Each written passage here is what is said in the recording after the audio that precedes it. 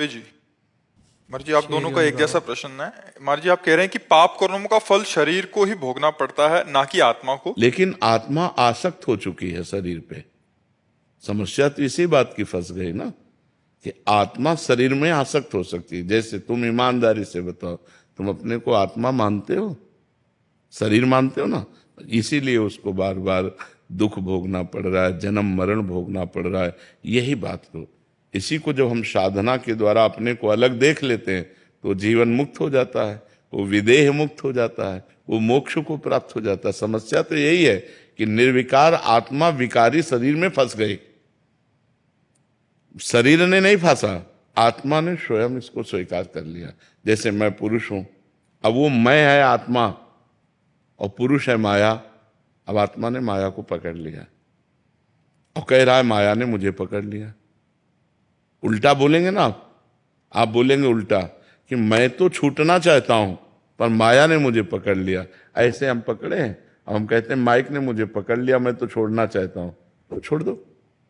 तुम्हें किसने पकड़ रखा है? तुम ही काम को भोगते हो, तुम ही क्रोध करते हो, तुम ही लोभ करते हो, तुम ही मोह करते हो। तुम्हें किसने पीड़ा दी? तुम जब इच्छा करोगे तब आएगा, ऐसे थोड़ी काम आ जाएगा। आप विषयों का ध्यान करोगे, विषयों का चिंतन करोगे तो काम आ जाएगा। अगर भगवान का चिंतन करोगे, भगवान का ध्यान करोगे तो भगवान आ जाएंगे।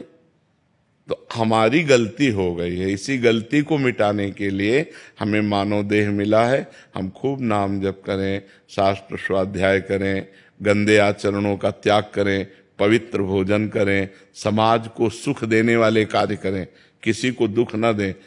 अभी ज्ञान प्रकट होना शुरू हो जाएगा। और जैसे जैसे ज्ञान प्रकट होगा तो जैसे हम आपको अलग देखते हैं ना, ऐसे हम अपने शरीर को अलग देखते हैं। जितना दूर आप हैं उतने दूर शरीर है, हम शरीर नहीं है। ये अनुभव होता है शुद्ध ज्ञान से। वो अंदर का होगा, वो बातचीत की बात नहीं है। बातचीत के कहोगे तो उससे काम नहीं चलेगा। वो अंदर की आपकी अनुभूति होनी चाहिए।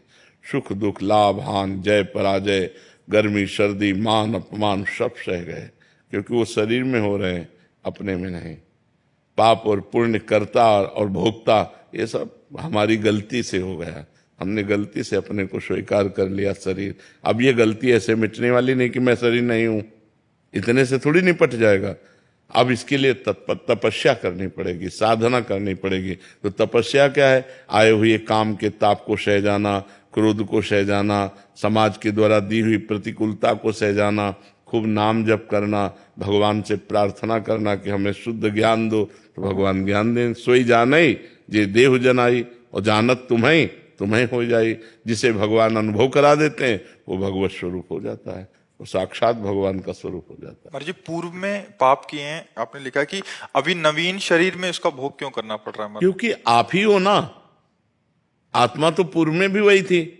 मान लो जैसे आप पैजामा कुर्ता पहन के हमें पीड़ा दें और पैंट शर्ट पहन के घूमें, तो जब हम रिपोर्ट करेंगे तो पिटोगे तो तुम ही ना। तुम्हारा पैंट शर्ट थोड़ी बचा लेगा। नहीं कि आप कह दो पैजामा कुर्ता वाला तो और था। नहीं नहीं, तू ही पैजामा कुर्ता पहने था। तो तू ही पूर्व जन्म में शरीर धारण करके पाप करके आया है। अब वो शरीर छूट गया, अब ये शरीर मिला, तो है तो तू ही ना, तो तुम्हें ही तो भोगना पड़ेगा। समझ पा रहे? महाराज, जैसे आपके इस शरीर से तो कोई पाप बना ही नहीं आपसे। हम ये शरीर क्या है? कपड़ा। वसान से जीर्णान यथा विहाय। शास्त्र का ज्ञान होना चाहिए। ये आत्मा का कपड़ा है। आत्मा ने वो कपड़ा पहनकर पाप किया, लेकिन कपड़ा उतार कर आ गया तो भोक्ता कौन बनेगा? वही आत्मा। शरीर बदलने से तू नहीं बदल जाएगा। घाघरा चुनरी पहनकर ओढ़ करके गलत काम करो और फिर इसके बाद पैंट शर्ट पहन लो, तो जब पकड़े जाओगे तो थोड़ी गा कि हम लोग घाघरा चुनरी में किया था। नहीं, डंडा चलेगा। डंडा चलेगा कि नहीं चलेगा? तो उसी शरीर को सजा क्यों नहीं मिलती? इसलिए कि बहुत बड़ा हिसाब है। जैसे आप थोड़ा 5 मिनट पाप करो, इसके बाद पूरे जीवन भर सजा भोगनी पड़ेगी। तो अगर हम प्रश्न करें कि 5 मिनट पाप किया तो 5 मिनट सजा दे दो, पूरे जीवन क्यों सजा भोगनी पड़ेगी? यही इसीलिए कि पाप कर्म का फल बहुत लंबा होता है। तो अनेक जन्मों से हम पाप करते चले आ रहे हैं। तो मनुष्य जैसे ये जन्म है, अब तुम्हें छूट है। अब आज तुम कोई पाप कर डालो, तुम्हें अभिदंड नहीं मिलेगा, तुम्हें पीछे का अभिदंड भोगना पड़ेगा। जो पीछे करके आए पाप पुण्य, उसको भोगना पड़ेगा। अभी पाप कर रहे हो, आपका पुण्य का नंबर लगा हो तो आप बहुत सफल होते चले जाओगे। तो आपको लगेगा कि पाप कर्म कर रहा हूं, बड़े मौज से रह रहा हूं।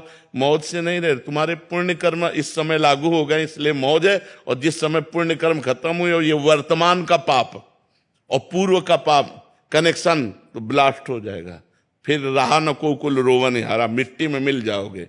कर्म अवश्य में भोक्तव्यम। अच्छा, आत्मा वही होती है, जीव शरीर बदलता रहता है, इसलिए उसको भोगना पड़ता है। महाराज दुर्घटना में सभी एक साथ क्यों मरते हैं, जैसे विमान क्रैश? कर्म का संयोग मिल जाता है, कर्म का संयोग मिल जाता है। जैसे हमने पूर्व जन्म में 50 लोग मिल करके एक ही पाप कर्म किए।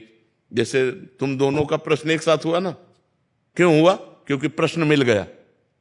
तुम दोनों का प्रश्न एक हुआ तो तुम दोनों के नाम एक साथ लिए गए ना।